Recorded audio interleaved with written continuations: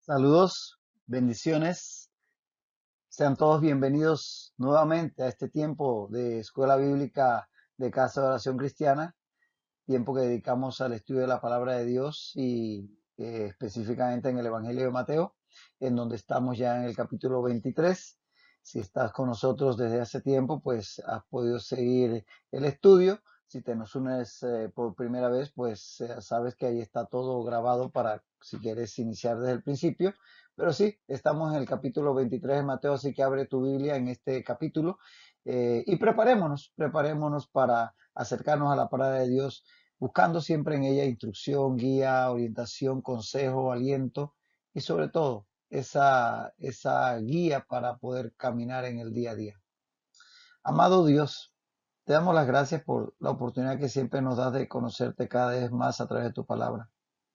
Señor, entregamos este tiempo en tus manos y pedimos, Dios, que tu Espíritu Santo nos guíe a la verdad. Te lo pedimos y te damos las gracias en el nombre de Cristo Jesús. Amén. Así es. Estábamos aquí en el capítulo 23 de Mateo, versículo 8 al 12, que ya prácticamente lo habíamos terminado, pero nos quedó pequeños detalles en el tintero, así que vamos a terminar con este texto para continuar con lo que sigue en el capítulo 23. Así que vamos a leer y terminamos con esta porción. Pero vosotros no queráis que os llamen rabí, porque uno es vuestro maestro, el Cristo, y todos vosotros sois hermanos. Y no llaméis Padre vuestro a nadie en la tierra, porque uno es vuestro Padre, el que está en los cielos. Ni seáis llamados maestros, porque uno es vuestro Maestro, el Cristo. El que es el mayor de vosotros sea vuestro siervo, porque el que se enaltece será humillado, y el que se humilla será enaltecido.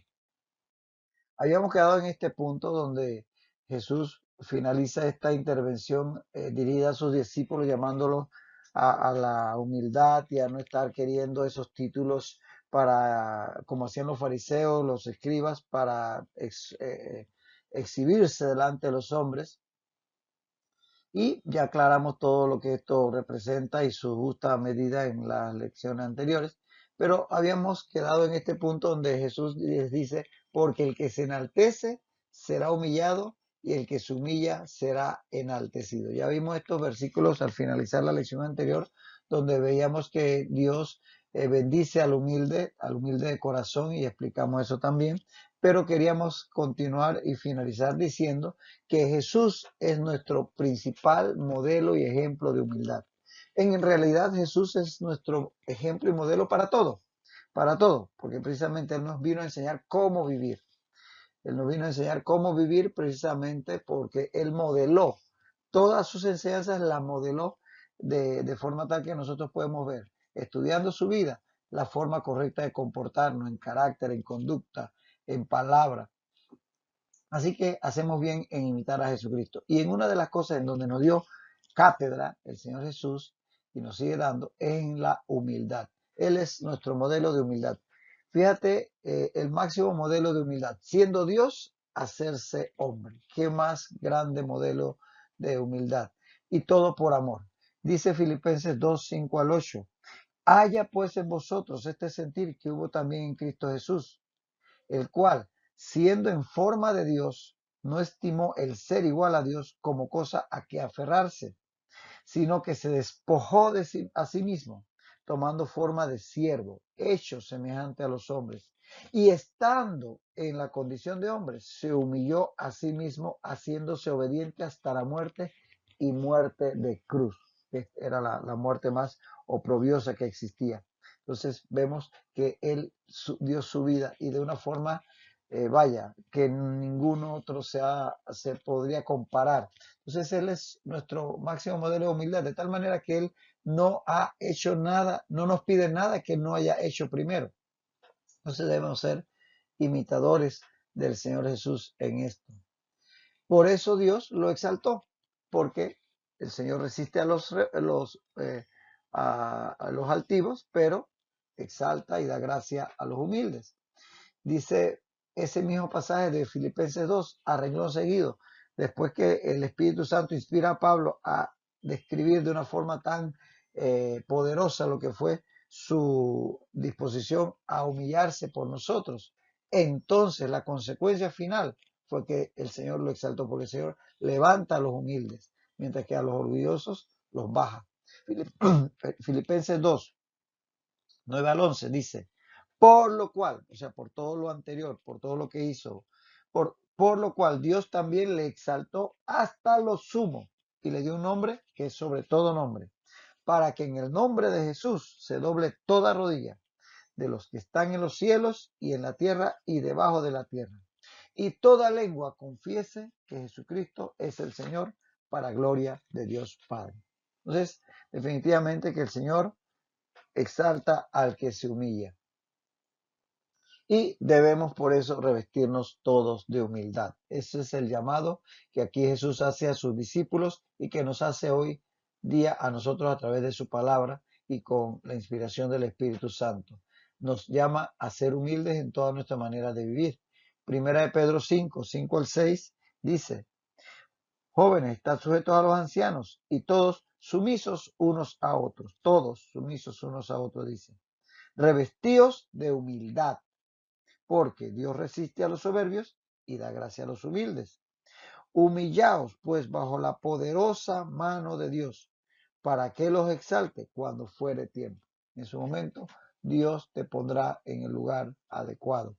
Mientras tanto, sencillo, tranquilo, vive tu vida sencilla, sin exageraciones, sin ostentaciones, sin querer aparentar, sin pedir ni estar buscando títulos que te destaquen, que sea Dios el que se encargue de levantarte, no tú ni tampoco otros hombres, porque eso también hay que tener cuidado. A veces nos elogian para que nosotros nos creamos algo. Alguien me enseñó hace mucho tiempo que cuando te tiren flores, no te agaches a recogerlas porque te puedes ir de boca. Te doy ese consejo que a mí me lo dieron hace rato. Y obviamente, como ya habíamos dicho, Jesucristo es nuestro máximo ejemplo. Él fue el ejemplo en todo esto de la humildad y nos da ejemplo y nos manda a ser humildes. El ser humilde es ejemplo y mandato de Jesús. Juan 13, 4 al 14, es muy conocido ese pasaje. Vamos a leer ahí en 3 versículos. Se levantó de la cena, esa es la última cena, y se quitó de su manto, y tomando una toalla se la ciñó. Luego puso agua en un lebrillo y comenzó a lavar los pies de los discípulos, la labor que hacían normalmente los esclavos en aquellos tiempos, lavar los pies de los comensales, lavar los pies de los discípulos y enjugarlos, o sea, secarlos con la toalla con que estaba ceñido. En el 12. Después que les hubo lavado los pies, tomó su manto, volvió a la mesa y les dijo, ¿sabéis lo que os he hecho? Vosotros me llamáis maestro y señor, y decís bien, porque él lo era ciertamente. Dice, y decís bien, porque lo soy. Pues si yo, dice Jesús, si yo, el Señor y Maestro, he lavado vuestros pies, vosotros también debéis lavaros los pies los unos a los otros. Qué tremendo ejemplo, ¿no? Si él, que tenía todos los títulos con todo derecho de ser el llamado el Señor, se bajaba a lavar, a la labor del esclavo, del siervo, de lavar los pies de los discípulos, es decir, que ninguno de nosotros tenemos excusa para no hacer lo que se nos pida en favor de otras personas, siempre que esté en nuestra capacidad, obviamente. Estoy hablando en sentido práctico, no estoy hablando de cosas utópicas. Y que el punto es que no sea obstáculo el que esa persona pueda ser para nosotros de mucha menor estima, o que nosotros nos creamos de una posición demasiado elevada. Porque yo aquí soy el que preside, yo soy aquí el líder, yo soy el director, yo soy el supervisor, yo soy el profesional, yo soy No, en ningún momento, ningún título, ninguna posición que ocupemos nos debe representar un obstáculo para, si está en nuestras manos, repito, poder servir a otros.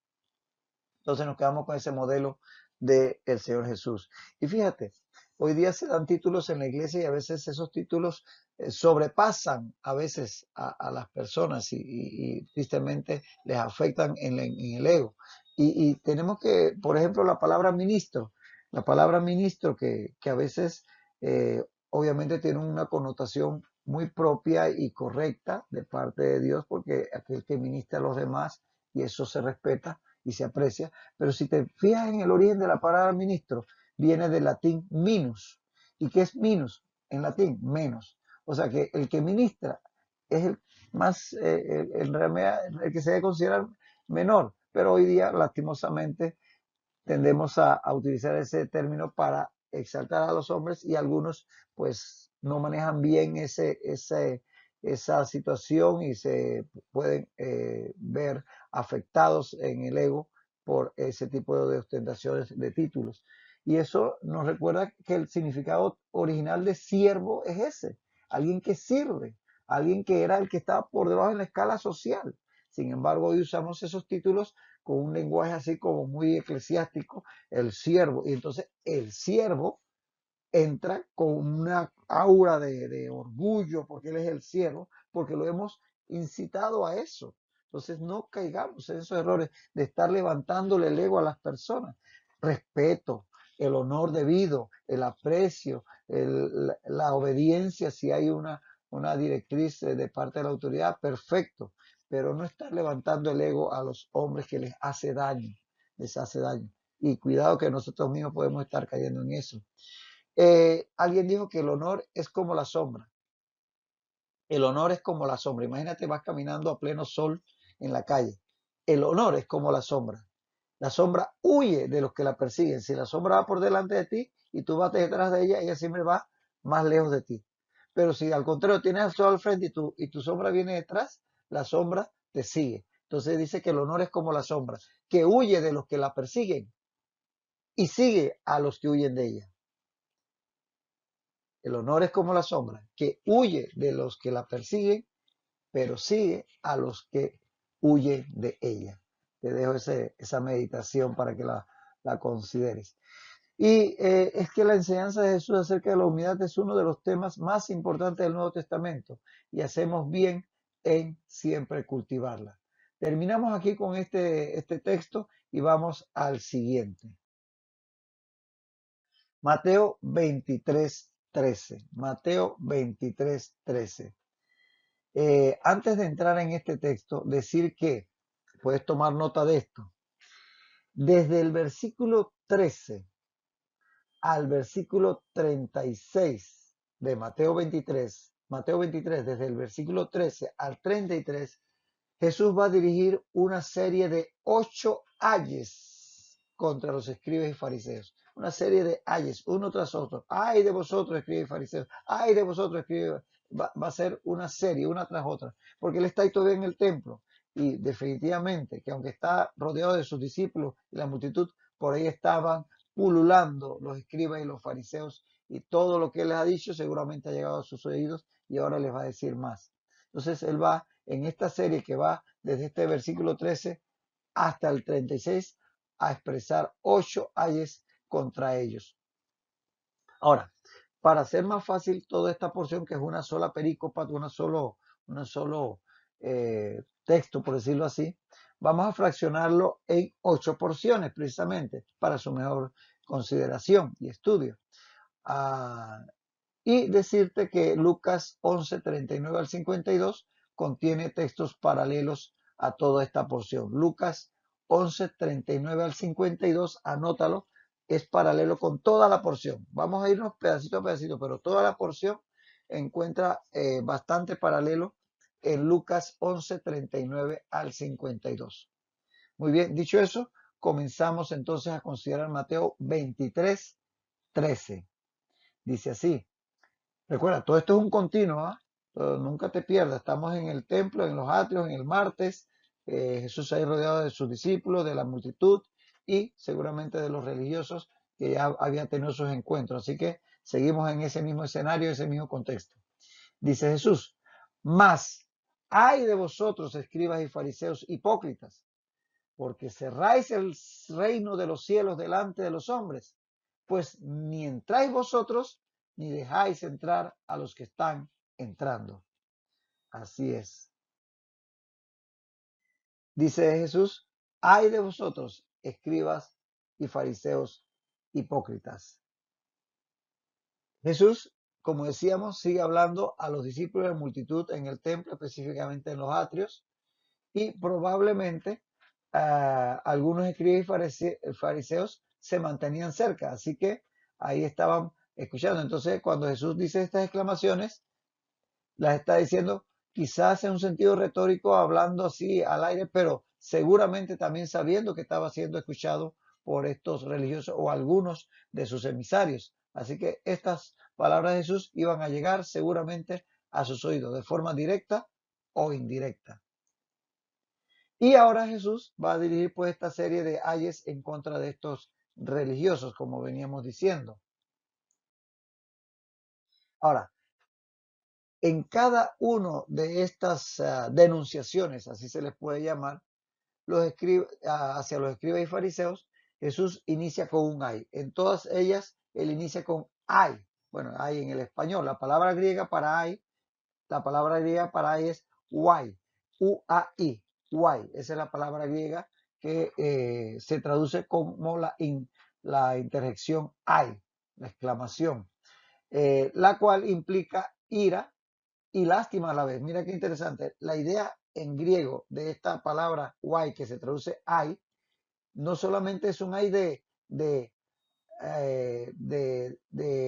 acusación, ay de ustedes, no, también de lamento, porque también tú puedes decir ay para lamentarte, porque ciertamente la palabra original griega que se traduce ahí, que es why, implicaba las dos ideas. Entonces aquí Jesús no solamente les va a estar recriminando su mal proceder, sino a la vez lamentando, porque él tiene compasión por los perdidos. Él siente compasión por esas personas, su alma se está perdiendo por su corazón tan endurecido. Entonces esos hay vas a estar leyendo no solamente es un hay ay, te voy a decir lo que te va a pasar, ¿no? Como cuando tú le agarras a tu chiquillo, a tu hijo, y le dices, te voy a decir que ahora que llegue a casa lo que es bueno.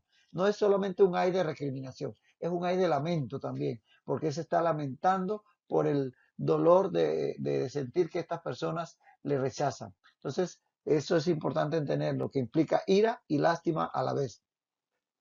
Y la palabra aquí, hipócritas, que sabemos que implica un actor, porque en todas ellas se le llama hipócritas. La única, solamente hay una de los 8 ayes en donde él no los llama hipócritas, sino guías ciegos. Pero en todos los otros 7, él le llama hipócritas. Y ya hemos hablado de la palabra griega hipócrita que tenía que ver con un actor de teatro. Y es alguien que representa lo que no es, obviamente, como lo hacen los actores, como lo hacen muchas personas en la vida diaria. Por ejemplo, el clásico ejemplo es el político, que en su campaña política dice cosas muy bonitas y promete, de luego que gana la elección, chao que te vi. En fin, que dice una cosa para que las personas lo aprecien y voten por él, pero después hace otras. Es decir, que representa un papel como un actor. Pero ojo, que muchas veces algunos creyentes, y cuidado que nosotros mismos en la iglesia interpretamos papeles y luego en la casa somos otra cosa. Entonces, es triste que nosotros los creyentes podamos en algún momento caer en este error de interpretar papeles. En la iglesia, sonrisa, Dios te bendiga, lenguaje eclesiástico, todo muy bonito, todo muy bien, amén, amén, gloria a Dios hermano, Dios te bendiga. Y en la casa, la bocota en contra de nuestra esposa, de nuestro esposo, la indiferencia y la falta de aprecio hacia nuestros hijos, o el maltrato inclusive psicológico y a veces hasta físico, o inclusive en el día, de repente en el trabajo, en la calle, comportamientos totalmente fuera de lugar de un creyente. Entonces, eso implicaría que si eso ocurriese, Dios quiera que no sea nuestro caso, si eso ocurriese sería que estaríamos actuando como un actor, que en la iglesia hacemos una cosa y en la vida secular otra. Y eso tiene un nombre, hipócrita. Bueno, dicho eso, aquí Jesús sabemos que va a estar con justa razón tildando a estos escribas y fariseos de hipócritas porque decían una cosa y hacían otra. Eso ya lo hemos visto en todos las anteriores lecciones donde hemos visto las cosas que él les recriminaba a ellos. Pero nunca se nos olvide que todo esto es para ejemplo a cada uno de nosotros para que caminemos conforme el Señor nos enseña en su palabra. Y en sí que aquí Jesús está lanzando expresiones de dolor y de juicio al mismo tiempo, como veníamos diciendo. Entonces, ciertamente, nunca te desentiendas de esto, que Jesús no solamente recrimina, sino que busca que las personas se arrepientan, porque Él se duele del pecado humano y Él quisiera que todos, como dice la palabra en 1 Pedro, todos procedan al arrepentimiento. Y cada una de estas expresiones que el Señor va a estar lanzando en contra de los escribas y fariseos él la va a acompañar de una justificación. Él va a dar la razón por la cual se lamenta, por cuál exclama ese ay de vosotros, escribas y fariseos. En cada uno de los casos que vamos a estar viendo a continuación, Él les va a dar la causa. Él no solamente les recrimina que ustedes se portan mal, sino que les dice en qué se portan mal. Vamos a ver eso uno por uno en su momento. Y es que el Señor, ojo, el Señor nunca reprende sin motivo. El Señor nunca reprende sin motivo. Y en este sentido, también aprovechar para decir que a veces uno piensa que Dios es solamente amor y pensamos que Él nada más está para complacernos y para consolarnos y para aliviarnos y alentarnos. No, pero también está para corregirnos y a veces hasta castigarnos. Jesús, como Cordero de Dios, fíjate la doble faceta de Jesús. Jesús, como Cordero de Dios, ciertamente es manso, manso. Isaías 53:7.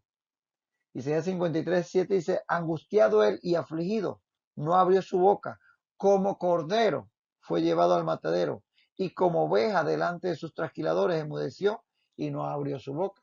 Carácter manso.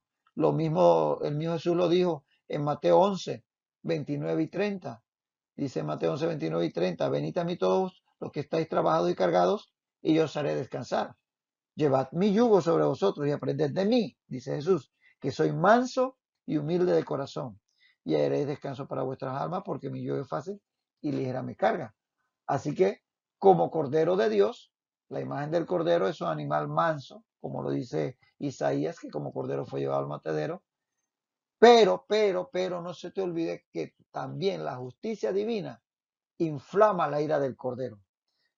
También se comporta como un león, como el león de la tribu de Judá, y en su momento ejecuta juicio. Perdón. Así lo lees en Apocalipsis 6:16. Apocalipsis 6:16 dice, decían a los montes y a las peñas, caed sobre nosotros y escondednos del rostro de aquel que está sentado sobre el trono y de la ira del Cordero. ¿Lo lees? De la ira del Cordero. Entonces, tenemos en Jesús como ciertamente sabemos que podemos ver en Dios que hay una doble manifestación en su carácter. Es manso, humilde, pero cuando hay que ser fuerte, es fuego consumidor, la ira del Cordero. Como cuando en el mismo templo tomó aquellos látigos y echó a los cambistas de los atrios. Entonces, no se equivoque con el carácter de Dios, no juguemos con él, porque ciertamente es amoroso, paciente, nos busca con amor eterno y todo aquello, pero si nosotros le damos la espalda, si nosotros vamos por nuestro camino rechazándole, ofendiéndole, etcétera, tarde o temprano va también a revelarse en su carácter de santidad y de juez. Dice, ahora viene la razón por la cual se lamenta Jesús aquí, dice, porque cerráis el reino de los cielos delante de los hombres, pues ni entráis vosotros, ni dejáis entrar a los que están entrando. Esa es la razón por la cual exclama este ay contra los escribas y fariseos, dice aquí el Señor. Esta primera denunciación se debe a que ellos, estos religiosos, cerraban el reino de los cielos a los hombres, es decir, les impedían entrar. Ahí definitivamente que eh, sabemos que al reino de los cielos o al reino de Dios se accede por la fe en Jesucristo. Esa es la puerta, estamos claritos. Entonces, dice, por ejemplo, Juan 19, yo soy la puerta, el que por mí entrare será salvo. Así que Jesús es la vía de entrada al reino de Dios. También lo dice Juan 14:6. Jesús le dijo, yo soy el camino y la verdad y la vida. Nadie viene al Padre sino por mí. La única vía o camino al Padre es Jesús. No es uno de los caminos, es el camino. Y también en Hechos 4:12 dice Pedro, en Hechos 4:12, en ningún otro hay salvación. ¿Oíste? En ningún otro hay salvación, porque no hay otro nombre bajo el cielo dado a los hombres en que podamos ser salvos. No hay otro nombre, solo Jesús.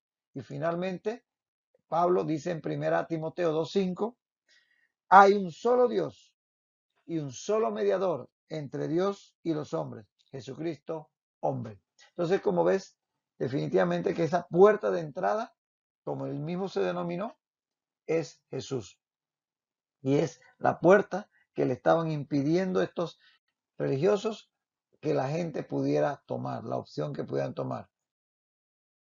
Y es que el reino de los cielos, el reino de los cielos, a quien estas personas estaban bloqueando, que estaban estos religiosos bloqueando para con el pueblo, el reino de los cielos comienza en esta vida, en los corazones de quienes le reciben, es decir, reciben al Señor Jesucristo y al recibir al Señor Jesucristo, Él viene a morar en nosotros por medio del Espíritu Santo y el reino se hace, el reino de los cielos se hace una realidad en nuestros corazones, pero se proyecta hacia la eternidad porque aquí viviremos todavía 20 años, 40 años, 50 años, lo que sea, pero un día estaremos en la eternidad en la plenitud del reino de Dios. Pero en este momento, aquí, ese reino de Dios viene a nosotros, por eso dijo allá Juan el Bautista cuando precedía a Jesús, que se arrepintieran porque el reino de los cielos se había acercado. ¿En qué? En la persona del Señor Jesucristo. Venía a la tierra para ofrecerlo a los hombres. Y hoy día ese reino está al alcance de todo aquel que acepta al Señor Jesucristo en su corazón.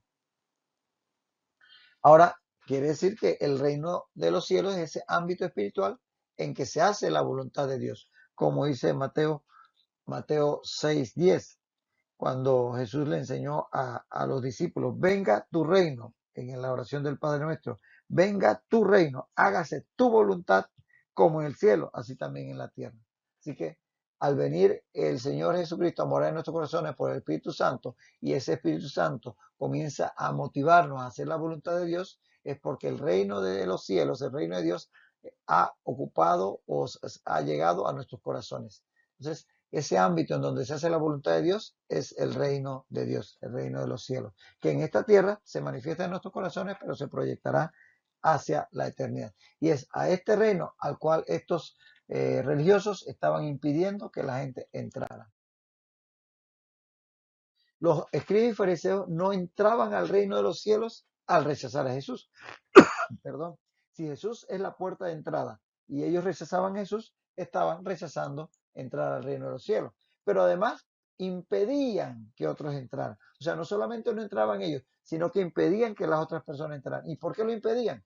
Porque siendo los líderes religiosos, con sus enseñanzas que proclamaban la salvación por las obras, las personas se apartaban del camino que Jesús les estaba ofreciendo. Oseas 4:6 dice, mi pueblo fue destruido porque le faltó conocimiento, porque estos religiosos estaban tergiversando la palabra y en lugar de llevarlos a Cristo a través de la palabra, lo estaban llevando hacia las obras y ese conocimiento estaba siendo torcido. También en Lucas 11:52 va a decir Jesús allá, ay de vosotros intérpretes de la ley, porque habéis quitado la llave de la ciencia, o sea, del conocimiento. Vosotros mismos no entrasteis y a los que entraban se lo impediste. Entonces ellos, por mal informar al pueblo, los estaban apartando del reino de los cielos al apartarlos de Jesús. Y porque por su conducta daban malos ejemplos al pueblo. 1 Corintios 15:33 dice que las malas conversaciones corrompen las buenas costumbres. Sé que estas personas, con sus malas información, estaban desviando al pueblo para acercarse a Jesucristo. Ellos rechazaban a Jesús, las personas lo seguían a ellos y sencillamente las personas terminaban rechazando igualmente a Jesús. Por eso el Señor aquí lanza este primer ay. Vamos a continuar en la próxima ocasión con este tema. Ahí te espero. Dios te bendiga ricamente.